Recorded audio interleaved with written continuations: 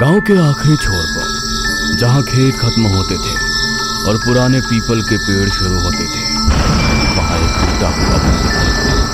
उस रात बारिश होने वाली थी, हवा भारी थी और दूर कहीं कुत्ते लगातार भौंक रहे थे। मंदिर के पीछे एक औरत बैठी थी, उसके सामने एक काला कपड़ा बिछा हुआ। उस कपड़े पर कुछ चीजें रखी थी, अनार, नींबू, लाल धागा, सरसों का तेल और कुछ बाल। वो औरत धीरे धीरे मंत्र पढ़ रही थी। उसकी आंखें बंद थी, लेकिन चेहरे पर नफरत साफ दिखाई दे रही थी। अचानक उसने वो बाल उठाए और उन्हें काले धागे में बांधने लगी। जिस सुख ने मुझे जलाया है, अब वही सुख उसे खा जाएगा। उसने वो बंधा हुआ धागा एक छोटी पुड़िया में रखा, फिर अपने सामने रखी एक तस्वीर पर काला तेल टपकाया और अगले ही पल मंदिर के अंदर रखे दिए की लौ मशाल की तरह बड़ी होकर जली और अपनी। धर्मपाल का परिवार गांव में सम्मानित माना जाता था। 2 बेटे थे, अजय और विजय। अजय बचपन से तेज था। वो पढ़ाई करके शहर चला गया और धीरे धीरे उसने अपना व्यापार खड़ा कर लिया। कुछ ही सालों में उसके पास बड़ा घर, गाड़ी, नौकर और पैसा सब कुछ आ गया। लेकिन अजय कभी अपने परिवार को नहीं भूला। हर महीने गांव पैसे भेजता, माँ बाप की दवाई, घर की मरम्मत, खेती का खर्च, यहाँ तक कि विजय के बच्चों की फीस भी वही भरता। जब भी गांव आता, पूरा घर खुश हो जाता। देखो, अजय फिर से बच्चों के लिए कितने खिलौने लाया है। मीरा भी बहुत अच्छे स्वभाव की थी। वो कभी विजय और कविता को छोटा महसूस नहीं होने देती। गुड़िया के लिए कपड़े, विजय के लिए घड़ी, कविता के लिए साड़ी, हर बार कुछ ना कुछ लेकर आती। लेकिन यही चीज कविता को अंदर ही अंदर जलाने लगी। कविता जब गांव की औरतों को सुनती, अजय तो भगवान जैसा बेटा है, पूरा गांव उसी की वजह से चलता है, तो उसके चेहरे पर नकली मुस्कान आ जाती। लेकिन अंदर कुछ सड़ने लगता। उसे लगता धर्मपाल और सरोज अब विजय से ज्यादा अजय को मानते। गांव वाले भी अजय के आने पर ही घर आते। और सबसे ज्यादा कविता को तब चोट लगी जब एक दिन अजय ने कहा, बाबा, मैंने शहर में नया घर लिया है, आप सब मेरे साथ चलो। इतना बड़ा घर है कि सब आराम से रहेंगे। धर्मपाल और सरोज खुशी से तैयार हो गए। विजय भी खुश था, लेकिन कविता चुप थी। उस रात उसने विजय को रोका। शहर जाकर क्या करेंगे? यहाँ खेती है, बच्चों का स्कूल है और शहर के खर्चे भी तो महंगे होते हैं। पर भैया कह रहे हैं सब संभाल लेंगे। आज संभाल लेंगे, कल एहसान भी जताएंगे। विजय चुप हो गया। धीरे धीरे उसे भी लगा कि कविता शायद सही कह रही है। कुछ दिनों बाद धर्मपाल और सरोज शहर चले गए। अब रोज गांव में फोन आता और धर्मपाल खुशी खुशी बताते हैं, अरे विजय, यहाँ तो हर कमरे में एसी है। आज अजय हमें बड़ी होटल में खाना खिलाने ले गया। मीरा तो रोज नई चीज बनाती है। कल हम मुंबई घूमने जा रहे हैं। विजय ये बातें आकर कविता को बताया और हर बार उसके चेहरे पर जलन और बढ़ जाती। अब उसे मीरा की अच्छाई भी दिखावा लगने लगी थी। वो रात में जाग कर सोचती, अगर मेरे हिस्से में ये सुख नहीं तो उनके हिस्से में भी नहीं रहेगा। गांव में एक बूढ़ी औरत रहती थी। लोग कहते थे वो तंत्र मंत्र जानती है। कविता कई रात चुपके से उसके पास जाने लगी।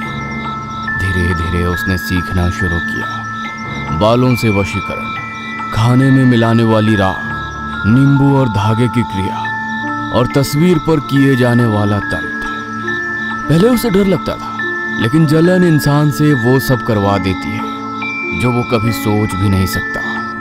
कुछ महीनों बाद एक दिन कविता अचानक बदली हुई दिखाई दी। उसने विजय से कहा, भैया भाभी को गांव बुलवा लो। माँ बाबा गए तब से वो यहाँ आए ही नहीं। विजय खुश हो गया। उसे लगा आखिरकार कविता का मन बदल गया। लेकिन उसे क्या पता था उसकी पत्नी के मन में क्या चल रहा है।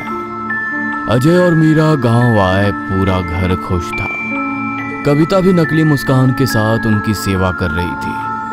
लेकिन रात होते ही वो बदल जाती। एक रात जब सब सो गए, वो धीरे से अजय के कमरे में गई। उसने सोते हुए अजय के सिर से कुछ बाल काटे, फिर उसके बटुए में एक छोटी पुड़िया रख दी।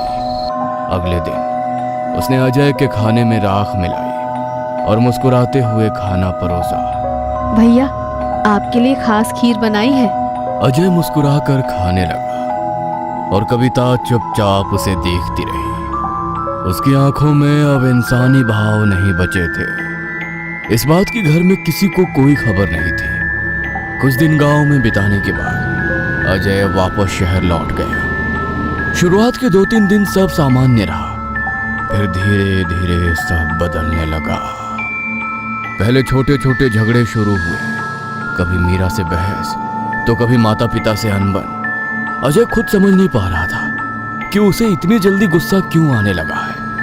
एक रात मीरा ने उससे कहा, आप बहुत तनाव में रहने लगे हो, थोड़ा आराम कर लो। अचानक अजय भड़क गया। तुम्हें लगता है मैं मेहनत नहीं कर रहा? सबको बस मेरी गलती दिखती है। मीरा चुप रह गई। धर्मपाल और सरोज ने पहली बार अजय को इस तरह टूटते देखा था, लेकिन असली डर अभी शुरू हुआ था। कुछ ही हफ्तों में अजय का व्यापार डगमगाने लगा। जो कस्टमर सालों से उसके साथ थे, अचानक काम रद्द करने लगे। किसी का पेमेंट अटक गया, किसी का माल वापस आ गया। एक बड़ा कॉन्ट्रैक्ट जो लगभग पक्का हो चुका था, आखिरी समय पर टूट गया। बिजनेस पार्टनर भी अब उस पर शक करने लगे।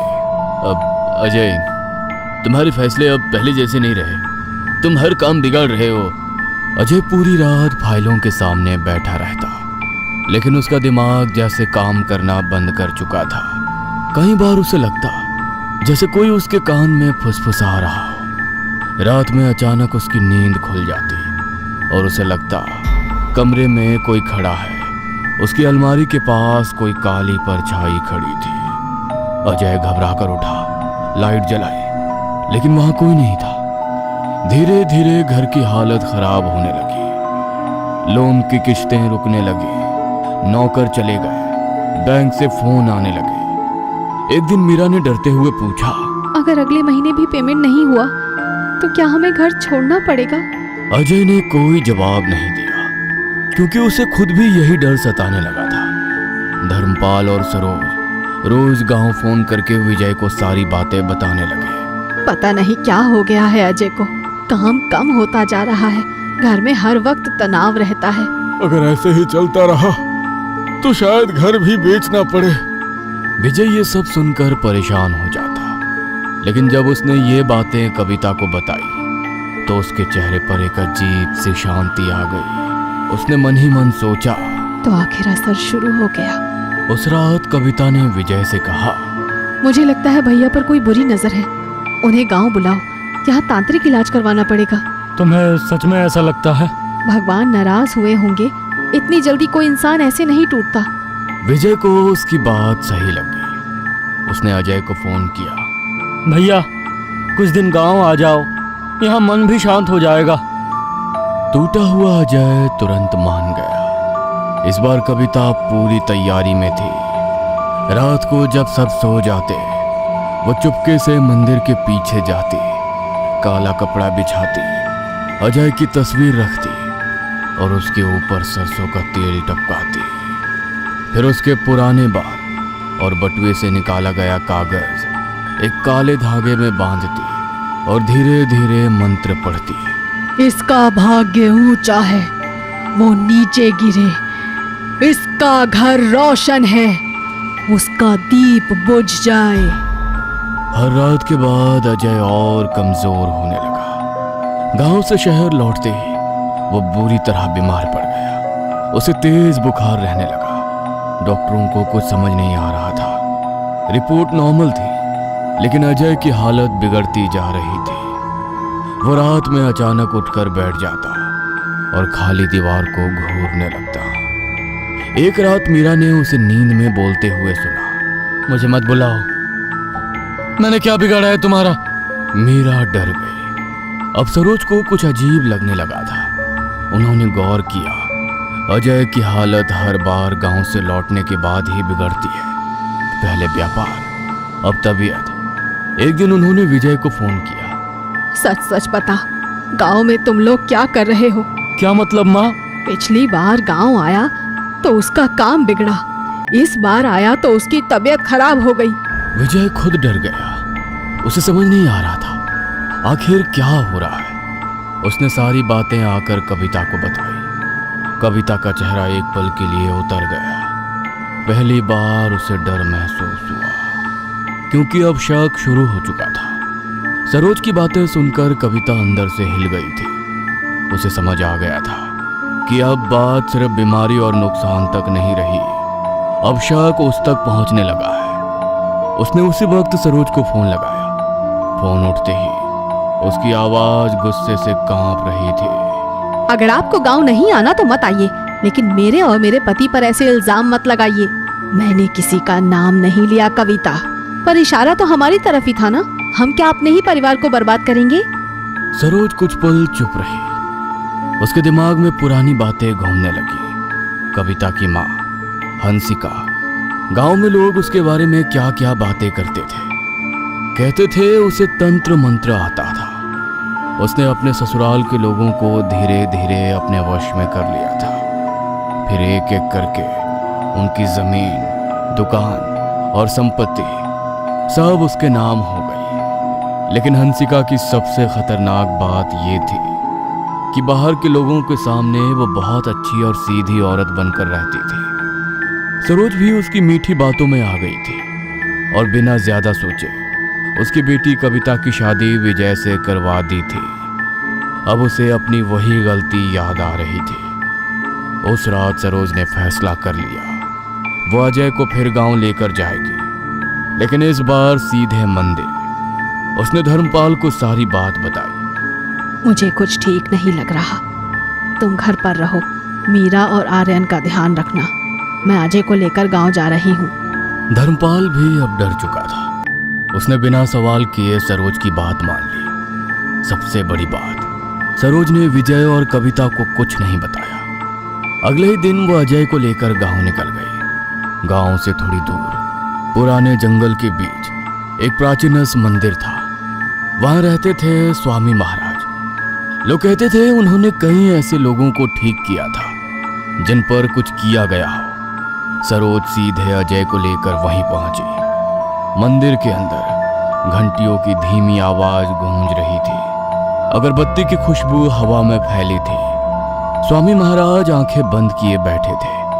सरोज ने बैठते ही पूरी कहानी सुना दी। अजय चुपचाप बैठा रहा। महाराज, अगर मेरे बेटे पर किसी ने कुछ किया है तो उसे देखिए और उसे बचा लीजिए। स्वामी जी कुछ देर शांत बैठे रहे, फिर धीरे से बोले, कल सुबह इसे लेकर तुम्हारे गांव के मंदिर आना। उस रात सरोज पड़ोस के गांव में अपनी एक पुरानी सहेली के घर रुक गई। अजय को अभी भी समझ नहीं आ रहा था। उसे बस इतना लग रहा था कि उसकी माँ बहुत डरी हुई है।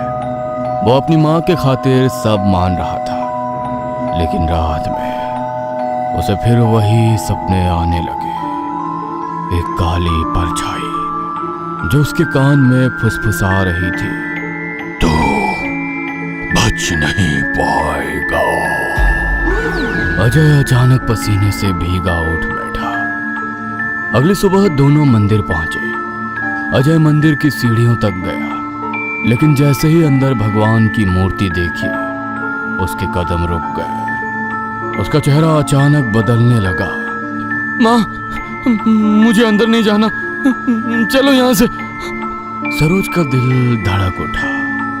ये वही अजय था जो रोज पूजा किए बिना घर से नहीं निकलता था। आज वो भगवान से मुंह फेर रहा था। सरोज ने तुरंत स्वामी जी को आवाज लगाई। महाराज, ये मंदिर के अंदर आने से मना कर रहा है। स्वामी जी समझ गए। उन्होंने पास रखी राख उठाई और अजय के माथे पर लगा दी। अगले ही पल अजय का शरीर जोर से कांप उठा, जैसे उसे बिजली का झटका लगा हो। पीछे गिर पड़ा और जोर जोर से सांस लेने लगा। मंदिर के अंदर बैठे लोग डर गए। स्वामी जी की आंखें गंभीर हो गई। इस पर कुछ किया गया है।